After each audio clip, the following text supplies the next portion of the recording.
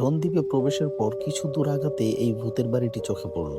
ভাবলাম ভিতরে ঢুকে একটু দেখে আসি, কিন্তু ভিতরে গিয়ে যা দেখলাম তা দেখার জন্য আমি মোটেও প্রস্তুত ছিলাম না। চলেন আপনাদেরকেও দেখাই। এই যে এইখানে রয়েছে একটা পরিত্যক্ত বাথরুম, আর বাড়িটা দেখবেন, এই দেখেন, দেখে বুঝতেই পারতেছেন এই বাড়িটা বহু বছর ধরে পরিত্যক্ত। আমার ভয় লাগতেছে যে এখানে আবার কোনো অশুভ শক্তির কবলে পড়ে যায় কিনা। চলেন ভিতরে গিয়ে একটু দেখে আসি। ভাই দেখেন, এখানে নিশ্চয়ই কোনো তন্ত্রমন্ত্রের কাজ চলে, দেখছেন? এখানে কিছু জ্বালানো হাড় পড়ে আছে, পশু পাখি বা মানুষেরও হতে পারে, আমি শিওর না। এখানে এখানে তারা কি করছে এগুলা দিয়ে তারাই ভালো জানে। এখানে থাকাটা ঠিক হবে না, আমি চলে যাই ভাই। আল্লাহ হাফেজ, ভালো থাকেন, আসসালামু আলাইকুম।